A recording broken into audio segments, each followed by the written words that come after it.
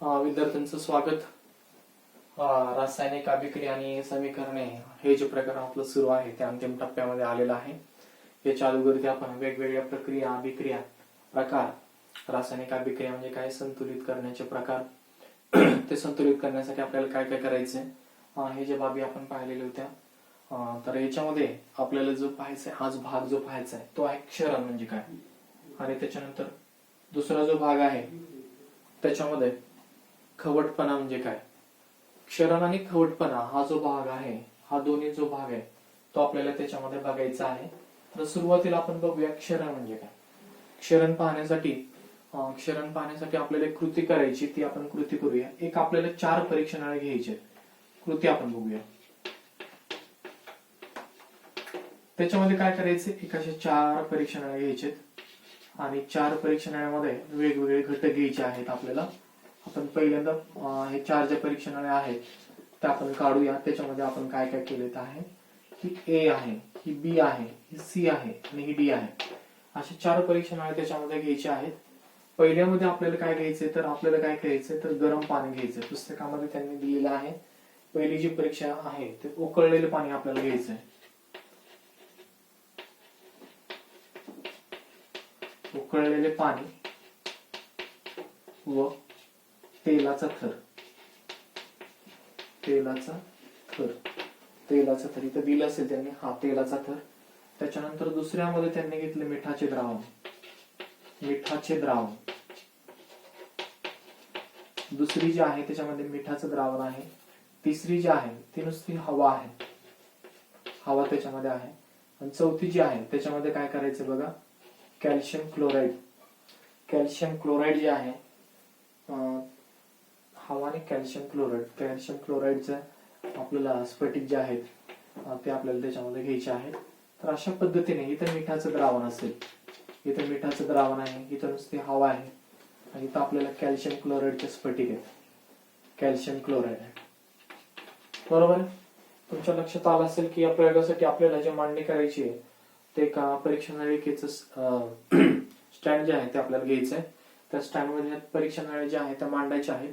मांडल्यानंतर आपल्याला प्रत्येक परीक्षा नलिका जी आहे त्याच्यामध्ये काही घटक आपल्याला त्याच्यामध्ये भरायचे आहेत. पहिल्यामध्ये उकळलेले पाणी आणि तेलाचा थर असेल, दुसऱ्यामध्ये मिठाचं द्रावण असेल, तिसऱ्यामध्ये नुसती हवा असेल, चौथ्यामध्ये जो त्यांनी दिलेला जो आहे हवा आणि निर्जल कॅल्शियम क्लोराईड जो आहे हा एक घटक असेल. आता आपल्याला काय करायचंय, या प्रत्येक परीक्षा नलिकेमध्ये आपल्याला एक खिळा जो आहे, खिळा किंवा लोखंडी जी वस्तू आहे त्याच्यामध्ये त्यांनी सांगितलं बघा की काय टाकले, एक छोटा लोखंडी खिळा टाकलाय. असा प्रत्येक परीक्षा नलिकेमध्ये अशाच पद्धतीचा जो खिळा आहे तो त्याच्यामध्ये टाकलेला आहे. आणि खिळा टाकून आपल्याला ती लोखंडी वस्तूचं सानिध्य जे आहे त्या परीक्षा नलिकेमध्ये आपल्याला येईल या दृष्टिकोनातून त्यांनी पाहिलेलं आहे.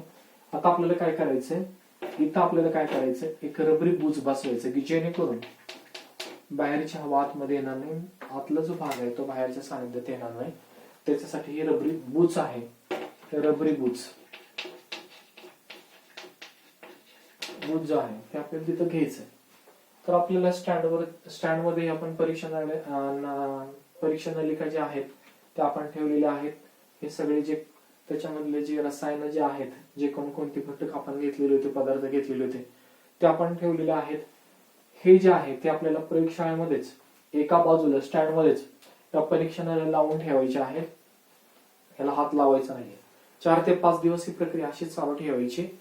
आणि 4 ते 5 दिवस झाल्यानंतर आपल्याला पाहायचंय की 5 दिवसांनी आपल्याला हा जो आपण जो खिळा टाकलेला होता त्याच्यामध्ये, या खिळ्यामध्ये काही बदल होतोय का, त्याच्या रंगात काही बदल होतोय का, त्याला गंज लागतोय का, त्याच्यात काही वेगवेगळा रंग त्या प्राप्त होतोय का, ते आपल्याला पाहायचंय. आणि ते पाहिल्यानंतर आपल्याला असं लक्षात येतं, म्हणजे निरीक्षण, 5 दिवसानंतरचं निरीक्षण आपल्या लक्षात येतं की 5 दिवसाच्या निरीक्षणामध्ये आपल्याला लक्षात येतं की मिठाचं द्रावण असलेला जो खिळा जो आहे तो आपल्याला जास्त स्वरूपामध्ये गंजलेला आपल्याला पाहायला मिळेल. म्हणजे त्याला गंज लागण्याची जी प्रक्रिया आहे ती त्याच्यामध्ये सुरू झालेली आहे. त्याच्यानंतर आपल्याला म्हणजे थोडक्यात मिठाचं जे द्रावण आहे ज्याच्यामध्ये आयन्स तयार होतात आणि ते जे द्रावण आहेत, ही जी प्रक्रिया आहे गंजणे, ही जी प्रक्रिया आहे ऑक्सिडीकरण जे होतं लोखंडाचं ते जड दिशेने ह्याच्यामध्ये होतं, मिठाच्या द्रावणामध्ये होतं. त्याच्यानंतर सी जी आहे, सी जी परीक्षा नलिका आहे की त्याच्यामध्ये फक्त चुका आपण ठेवली आणि बाहेरच्या हवेचं सानिध्य आहे. बाहेरचं हवेचं सानिध्य आहे म्हणजे त्याच्यामध्ये मॉइश्चर आहे, म्हणजे आर्द्रता आहे, हवा आहे. आणि त्याच्यामुळं याच्या तुलनेने ह्याच्यामध्ये देखील थोड्याफार प्रमाणामध्ये त्याचा जो रंग आहे तो बदललेला आपल्याला पाहायला मिळतो. आणि त्याच्यानंतर परीक्षा नलिका ए, परीक्षा नलिकेमध्ये पण आपल्याला तो जो बदल आहे तो पण पाहायला मिळतो. तो ह्याच्यापेक्षा कमी पाहायला मिळतो. म्हणजे हा सगळ्यात जास्त, हा जो घटक आहे, हा जो खिळा आहे त्याच्यावरचा रंग इथं झालेला बदल इथं जास्त पाहायला मिळतो, त्याच्यापेक्षा कमी इथं पाहायला मिळतो, त्याच्यानंतर पेक्षा कमी इथं. म्हणजे बी सर्वात जास्त बदल झालेला खिळा जो आहे तो बी मध्ये आपल्याला पाहायला मिळेल. त्याच्यानंतर सी मध्ये असेल, त्याच्यानंतर ए मध्ये आपल्याला पाहायला मिळेल. मात्र डी जी परीक्षा नलिका जी आहे की ज्याच्यामध्ये कॅल्शियम क्लोराईड आहे, त्याचा मात्र हवेशी संपर्क नाही आणि हिथं आपल्याला असं पाहायला मिळतं की तो जो खिळा आहे त्याच्यावरती कोणताही परिणाम घडून येत नाही, कोणताही परिणाम घडून येत नाही. याचा अर्थ असा झाला की गंजणे ही जी प्रक्रिया जी आहे, ऑक्सिडीकरण ही जी प्रक्रिया आहे ती होण्यासाठी आपल्याला पाण्याची पण गरज असते आणि हवेची पण गरज असते. हवा आणि पाणी या दोन्हीची पण गरज असते आणि ते दाखवण्यासाठीचा हा प्रयोग आहे. आता हे ऑक्सिडीकरण जे आहे, हे जे काही गंजणे हा जो प्रकार होता, आणि गंजणे म्हणजेच आपण क्षरण म्हणतो, हा जो प्रकार आहे तो कसा घडतो तो आपल्याला त्याच्यामध्ये पाहायचा आहे, तो आपण बघूया.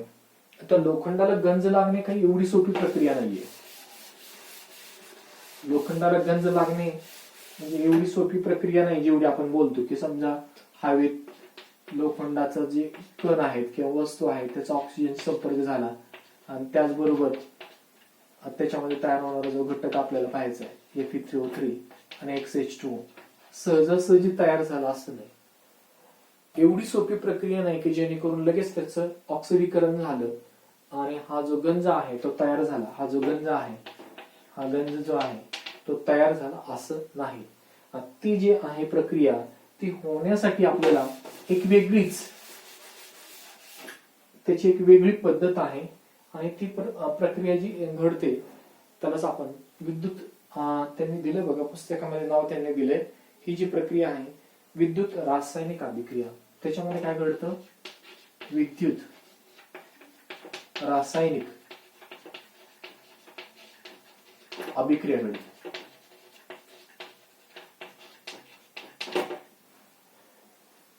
त्यालाच इंग्रजीतून इलेक्ट्रोकेमिकल रिॲक्शन, इलेक्ट्रोकेमिकल ऍक्टिव्हिटी किंवा इलेक्ट्रोकेमिकल रिॲक्शन असं म्हणतो. विद्युत रासायनिक अभिक्रिया ही त्याच्यामध्ये घडत असते. आता ह्याच्यामध्ये काय घडतं की तुम्हाला माहितीये की विद्युत रासायनिक अभिक्रिया घडायची जर झाली तर एनोड असतो, त्याच्यामध्ये एक एनोड असतो आणि कॅथोड असतो. आता इथं काय घडतं, लोखंडाची जी वस्तू, आता इथं खिळा वापरलाय तर खिळ्याचाच काही भाग एनोड बनतो, खिळ्याचा काही भाग कॅथोड बनतो.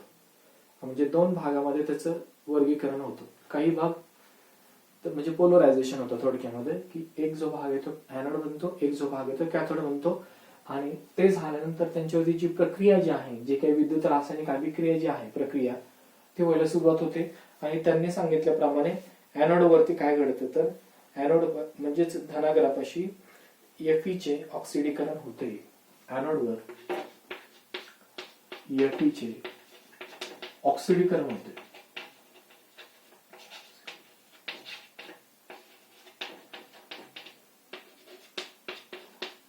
एनोड म्हणजे धनाग्र, धनटोक, बरोबर. एनोड म्हणजे धनाग्र आणि तिथे जी अभिक्रिया घडते ती अशा पद्धतीची होते. Feचं रूपांतर Fe2+ आयन्स आणि 2 इलेक्ट्रॉन तिथे घडतात. तर अशा पद्धतीने त्याचं ऑक्सिडीकरण जे आहे हे तयार होतात आणि असं फेरस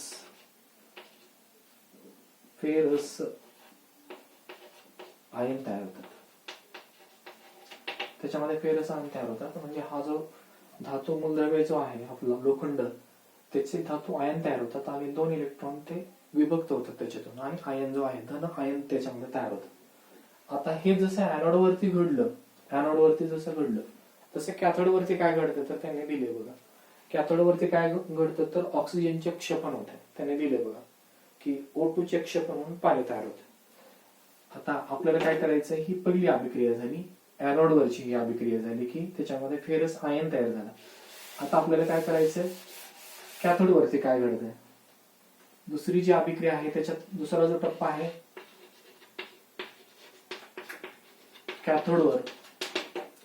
कॅथोडवर त्यांनी सांगितल्याप्रमाणे ऑक्सिजनचे क्षपन होते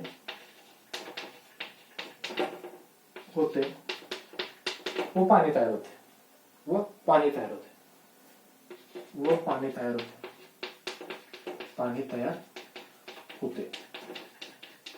आता कॅथोड म्हणजे काय, तर ऋण. कॅथोड म्हणजे ऋणाग्र म्हणतो आपण त्याला. तर हे कसं घडतं, तर त्यांनी दिली अभिक्रिया त्यांनी दिलेली आहे. ऑक्सिजन जो आहे, जो गॅस रूपामध्ये आहे, त्याचं त्यांनी सांगितल्याप्रमाणे 4 हायड्रोजन आयन आणि 4 इलेक्ट्रॉन याच्या सानिध्यामध्ये त्यांची अभिक्रिया घडते आणि त्याचबरोबर 2H2O म्हणजे H प्लस आयन्स आणि इलेक्ट्रॉन्स त्याला मिळाल्यानंतर धातू तयार होतो. म्हणजे हे होतं H हायड्रोजन तयार होतो आणि 4 हायड्रोजन आणि 2 ऑक्सिजन म्हणजे 4 हायड्रोजन आणि 2 ऑक्सिजन आणि अशा पद्धतीचं पाणी जे आहे त्याच्यामध्ये आपल्याला तयार झालेलं आपल्याला पाणी मिळतं. ओके, पहिलं फेरस आयन तयार झाले, नंतर पाणी तयार झालं. आता त्यांनी सांगितलंय की फेरस आयन जे आहेत ते धनाग्र भागातून स्थलांतरित होऊन पाण्याशी अभिक्रिया होते. फेरस जे आयन जे होते आपले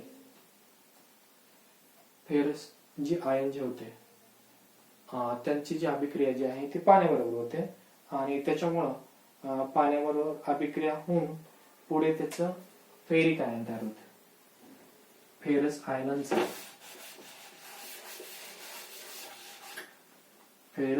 जे आहेत, हे जे फेरस आयन आहे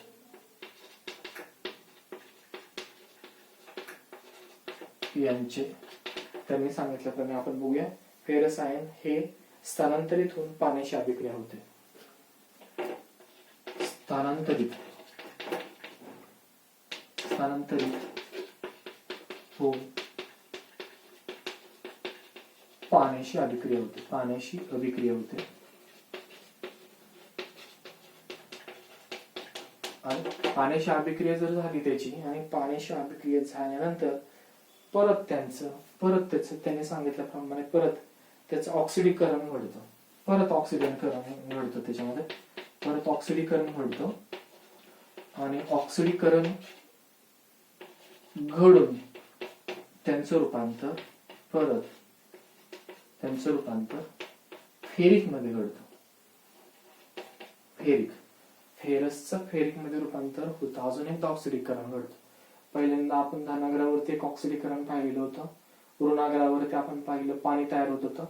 त्या परत त्यांनी सांगितलं की हा Fe2 आयन जो आहे तो पाण्याशी संपर्कात येतो आणि परत त्याचं ऑक्सिडीकरण घडतं आणि त्याचं फेरिक आयन तयार होतो आणि त्या फेरिक आयनाचीच जी अभिक्रिया जी आहे, या फेरिक आयनांची जी अभिक्रिया आहे ती आपल्याला इथं लिहायची. ते फेरिक आयन जे आहेत ते अविद्राव्य म्हणजे तांबूस रंगाचे सजल ऑक्साईड त्याच्यामध्ये तयार होतं. म्हणजे थोडक्यामध्ये या फेरिक आयनांची अभिक्रिया घडते आणि त्यांची जी अभिक्रिया आहे त्यांनी दाखवल्याप्रमाणे हे जे आयन आहेत यांची अभिक्रिया त्यांनी दाखवल्याप्रमाणे पाण्याबरोबर घडते आणि त्याच्यामध्ये तयार होणारा जो घटक आहे तो Fe2O3H2O अधिक 6H+ जे आहेत ते त्याच्यामध्ये तयार होतात. हा जो आहे स्थायू रूपामधला जो ह्यालाच आपण गंज असं म्हणतो. हा जो पदार्थ तयार होतो म्हणजे लोखंडापासून फेरस आयन तयार होतो Fe2+. पहिला मुद्दा Fe2+ परत अजून एकदा ऑक्सिडीकरण घडतं आणि पाण्याबरोबर रासायनिक अभिक्रिया घडते, त्याचं आयन तयार होतात. परत अजून एकदा Fe3+ जे आहे ते आयन तयार होतात, म्हणजे फेरिक आयन तयार होतात आणि त्यांची अभिक्रिया परत पाण्याबरोबर घडते, मॉइश्चर बरोबर, वातावरणाबरोबर घडते आणि ते जे आहे त्याची दोघांची अभिक्रिया झाल्यानंतर आपल्याला Fe2O3 आणि H2O अधिक 6H ही जी रासायनिक अभिक्रिया जी आहे ती इथे त्यांनी दाखवलेली आहे. आता आपण पाहतो बघा की रासायनिक नवीन वस्तू असते, एखादी नवीन कार आहे ती चमकते, चकाकते, पण त्याचं कालांतराने तो जो रंग आहे तो काय होतो, फेंट होतो. तो जो रंग आहे तो डल होतो, फिकट होतो. आणि त्या धातूच्या ती जी कारची जी बॉडी आहे, त्याचं जे अंग आहे, त्याचा जे पत्रा जो आहे त्याच्यावरती एक तांबूस रंगाचा एक लालसर एक थर तयार होतो. एक प्रकारची पूड, तांबूस रंगाची जी पूड तयार होते, तो काही नाही दुसरा तिसरा काही नसून ते त्या धातूचं ऑक्सिडीकरण झालेलं असतं. आणि तो पदार्थ म्हणजेच गंज, तो पदार्थ म्हणजेच गंज जो आहे तो इथं आपल्याला पाहायला मिळतो. तो लोखंड गंजते आणि तांबूस रंगाचा जो पदार्थ तयार होतो, आणि हा जो प्रकार आहे त्यालाच आपण क्षरण असं म्हणतो. क्षीण होणे, क्षरण होणे, नष्ट पाहू लागणे हळूहळू. ती जी वस्तू आहे ती कमकुवत होणे, ती वीक होणे, आणि त्यातलं जी काही ताकद होती, स्ट्रेंथ होती, ती कमी कमी होत जाणे, हा जो प्रकार आहे तो म्हणजे क्षरण. तर अशा पद्धतीने आपण क्षरण म्हणजे काय ते आपण पाहिले. तुम्हाला सगळ्यांना माहितीये, एखाद्या बिल्डिंग मधलं जे स्टील आहे म्हणजे लोखंड आहे, त्याला जर गंज लागला, त्याला जर क्षरण ही जी प्रक्रिया जर झाली, ती कालांतराने बिल्डिंग पडते, कोलमडते. मोठे मोठे पूल असतात ते पण गंजले, ते जर काही लोखंडी पूल डायरेक्टली पण असतात, काही जण बांधकामामध्ये त्या स्टीलचा म्हणजे पोलादाचा, लोखंडाचा वापर केलेला असतो, त्यावेळेस सुद्धा अशीच गंजणे ही प्रक्रिया घडते. क्षरण त्याच्यामध्ये घडतं, ऑक्सिडीकरण होतं हवेच्या संपर्कात येऊन त्या लोखंडाचा, आणि ती कमकुवत होते आणि ती ब्रेकअप म्हणजे मोडून जाते, ऍक्सिडेंट त्याच्यामध्ये घडतो. आता आपल्याला पुढचा भाग बघायचा तो म्हणजे खवटपणा. तो म्हणजे खवटपणा जो आहे तो त्याच्यामध्ये आपल्याला बघायचा आहे. आता खवटपणा म्हणजे काय माहितीये का, की काही वेळेस असं आपल्याला तेल दुकानदाराकडनं मिळतं, कितीतरी दिवस तो डबा असाच राहिलेला असतो, त्यातलं उरलेलं तेल, हवेच्या संपर्कात आलेलं असतं तेल, ते जर तेल आपल्याला मिळालं, किंवा सगळ्या डब्यातून राहिलेलं तेल जर आपण शिल्लक केलं, काही रिकाम्या थोडे थोडे डब्यात तेल शिल्लक असतं, ते जर एकत्रित केलं आणि भरपूर आपलं तेल आपण त्याचा जर वापर केला स्वयंपाक करताना वगैरे, तर एक प्रकारचा एक वेगळा वास, खवटपणा त्याच्यामध्ये येतो. ते पदार्थ जे आहे ते चवीला चांगले लागत नाही. हॉटेलमध्ये वगैरे आपण पाहतो, कधी कधी आपण म्हणतो की हा पदार्थ खराब झालाय, कुठलं तरी राहिलेलं जे तेल जे आहे डब्यातलं, कितीतरी दिवस तसंच काळ उघडं राहिलेलं, ज्याचा हवेशी संपर्क येतो आणि त्याचं ऑक्सिडीकरण होतं, आणि त्यांचं ऑक्सिडीकरण झाल्यामुळं त्यांच्यामध्ये हा जो गुणधर्म जो आहे खवटपणा तो त्याच्यामध्ये आलेला असतो. आता तुम्ही पाहतात की हा खवटपणा आहे तो खराब होतात वस्तू, आपल्याला बेचव लागतात, आणि ते टाळण्यासाठी आपल्याला काय करायचं, तर त्यांनी सांगितलं बघा की ते टाळण्यासाठी आपल्याला प्रति ऑक्सिडंट जो आहे त्याचा वापर करतामध्ये त्याच्यामध्ये खवटपणा टाळण्यासाठी त्यालाच इंग्रजीमध्ये अँटीऑक्सिडंट असं म्हणतात, किंवा प्रति ऑक्सिडंट जो आहे तो त्याच्यामध्ये वापरायचा प्रयत्न करतात तेलामध्ये, की जेणेकरून त्याचा खवटपणा टाळता येईल. किंवा त्याचबरोबर काही अन्न पदार्थ असतात की तळून ठेवलेले असतात, म्हणजे आपण एखादे कुरकुरे वगैरे म्हणूया किंवा चिप्स असतात, ते काय करतात, एक प्लास्टिकची पिशवी असते, ती एअरटाईट असते, म्हणजे हवा बाहेरची हवा आत नाही, आतली बाहेर नाही, त्याच्यामुळे ते हवेचा संपर्क त्या पदार्थाशी येत नाही, आणि त्याच्यामुळे त्याचं ऑक्सिडीकरण घडत नाही, आणि त्याच्यामुळे ते खवट लागत नाही. तो जो खवटपणा जो आहे तो त्याच्यामध्ये होत नाही. खवटपणा म्हणजेच काय, तेलाचं ऑक्सिडीकरण घडणे. खवटपणा म्हणजे काय, थोडक्यात खवटपणा म्हणजेच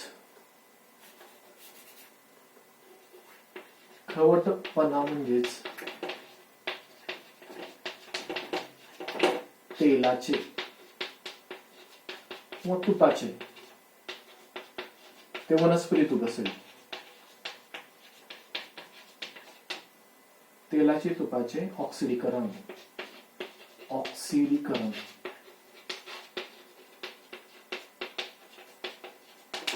तर अशा पद्धतीचं ऑक्सिडीकरण त्याच्यामध्ये घडतं, आणि त्याच्यामध्ये तळलेले, त्याच्यामध्ये तयार केलेले जे पदार्थ, जे काही फूड स्टफ्स असतील, अन्न पदार्थ जे असतील, ते खराब होतात, त्यांना वेगळी चव लागते, दुर्गंध असा वास येतो, काही वेळेस ते तेल असं फसफसतं. तर अशा पद्धतीचे काही जे गुणधर्म जे आहे ते त्याच्यामध्ये पाहायला मिळतात. तर आपल्याला हे प्रकरण जे आहे ते इथं संपवायचं आहे, म्हणजे संपलेलं आहे. त्याच्यामध्ये आपण क्षरण आणि खवटपणा हे जे दोन भाग आहेत शेवटचे उरलेले, ते आपण पाहिलेले होते. हे प्रकरण इथं संपलेलं आहे, रासायनिक अभिक्रिया आणि समीकरणे. आता पुढच्या तासाला आपण जे चौथं जे प्रकरण आहे आपलं चौथं प्रकरण विद्युत धारेचे परिणाम हे आपण घेणार आहोत. तुम्ही अभ्यास करा, त्याच्यावरची मी टेस्ट तुम्हाला नक्की देईल. त्याचा तुम्ही पुस्तक वाचा, धड्याखालचे प्रश्न वगैरे पहा आणि सोडवण्याचा प्रयत्न करा. मी इथंच थांबतो.